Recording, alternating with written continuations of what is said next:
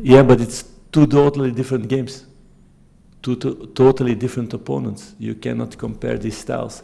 And would you have said the same if we would have scored 4 goals that game, if it was 4-1?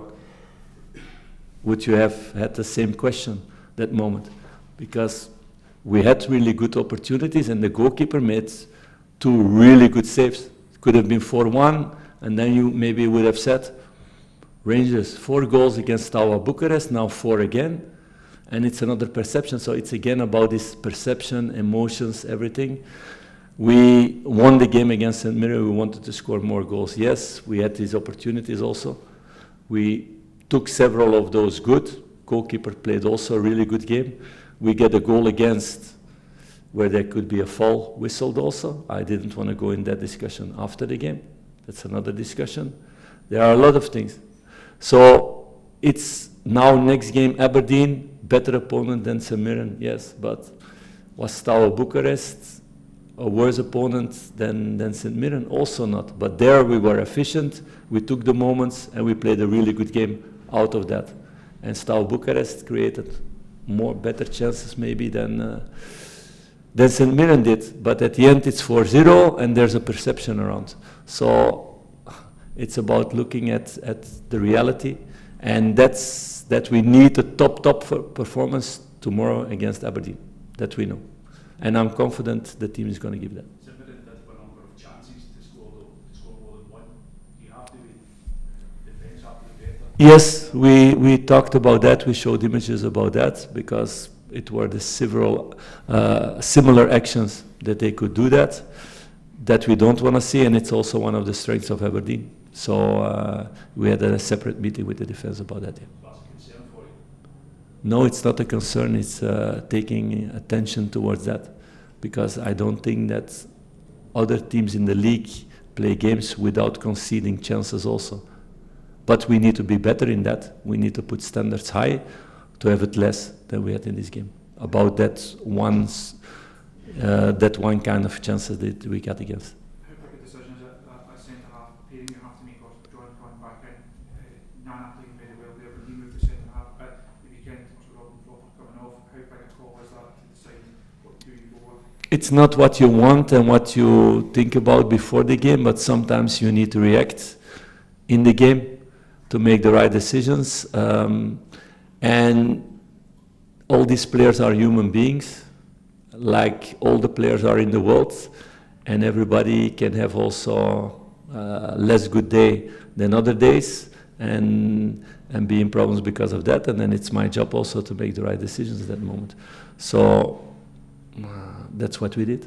That's why I'm here for.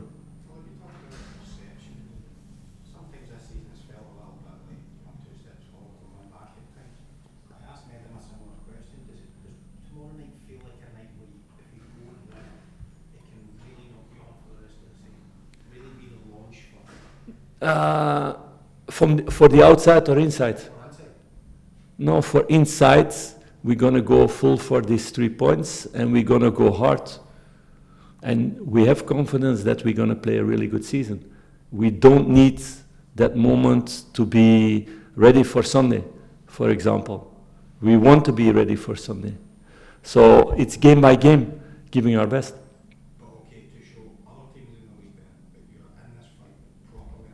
Okay, maybe it's better that they don't think we're in the fight, huh? And that they underestimate us at the end. No, we just focused on ourselves and not on all this noise and things around. Just about ourselves and winning games. Is that easy to do, to cut off all that noise and talk of pressure and blood pressure? It's difficult in the press conferences, very difficult, and today more than ever maybe. No, it's part of football. And it's changed a lot in the last 10 years than before. But players need to learn that also. Václav was in that way also a really good example, because he was really, really hardly touched by all the comments that he got after Malmö and Lyon. And he cut out his Insta after a good talk about that. Because it's of no use, it's totally of no use to live in these emotions, because then you can never create stability. There's not one person in the world who is every day at his best and a top performance. But that's what's expected from all the players. And we're pushing in that way, and we're looking who's at one moment of the season in the best way. But also in moments that they didn't perform in their best, you need to give them also confidence to be the next time there to react in that way. So if I would listen to that and read all of that, then I would make a lot of bad calls, I think. Because, for example, Czerny would not have played after Lyon, and he was the most decisive player that we had the last couple of weeks, for example. You had other conversations with other players about blocking out that noise, especially when you come to a club. Yes. No noise, that's used to. Yeah, man, that's a different world, and in that way, we're still working on making steps with the group. And it's not only about that, about noise and all those things, it's also about playing every 3 days, playing European football combined with domestic games and having this rhythm of games. Your body needs to adapt, your mind needs to adapt. So we're working on all these things with a lot of players where it's the first time that they are in this situation. You have others who are more used of doing that, and they can help in that way also in the dressing room, because it's crucial. This club is about winning every game. If you win, it's good, or it's normal, and if you lose, everything is really bad. So you need to live with that, and you need to have this ambition to be next time on top to win it. It's about that every time, all over. And if you create then consistency, then you get results at the end. Suppose things have changed so much recently in the last few years, Philip, with social media and the focus on the players after games, especially on social media, different from when you played. Oh yeah, it's much different. That moment, everything was just cut in stones. It was not even paper. So it's a really long time ago.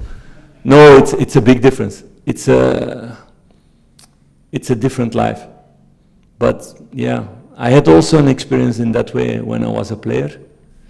But it's a really long story. I don't want to bother you with that. So when I think I was already 30 or something. There was the first time the Fan Forum at my club where I was captain and where I was already a long time. So it was something new. It's something, exciting, because you could read afterwards what people were thinking about you, fans. So everybody looked at that, all dressing room, and we started to talk about that also. So, and then you start to see, okay, this profile, he's really somebody who knows about football because he thinks I'm a really good player. And the other one, always critical for me, so he doesn't know too much about football. That was the reaction by every player, human. So after 6 months or something that the forum was there, we had a fan day at the club, so there were a lot of things to do around the club, and we had a training with the team. And I had to be referee for a football game of all the people from the Fan Forum. So they all came to play football.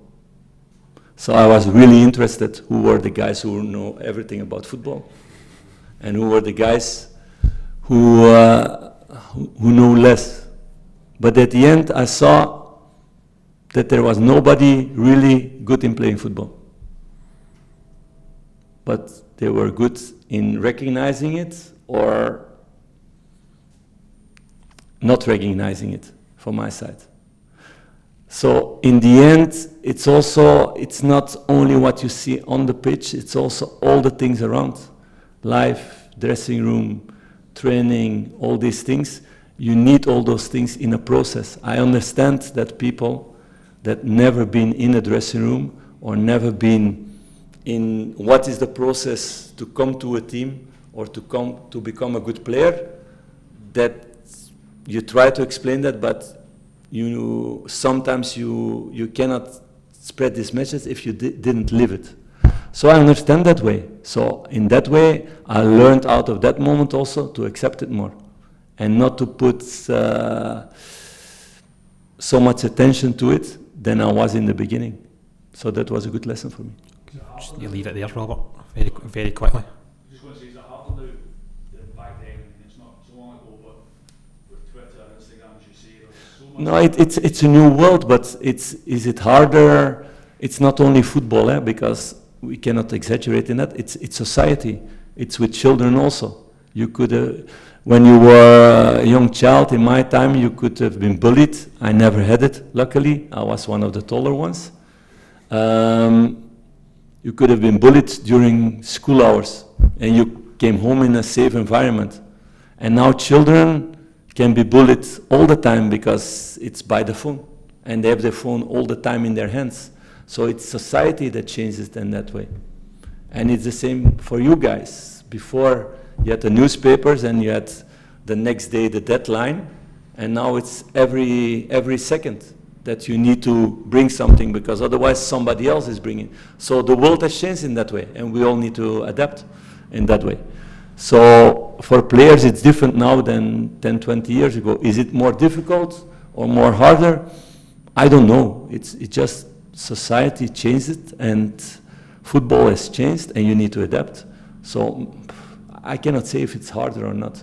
There are other difficulties. Thanks, guys.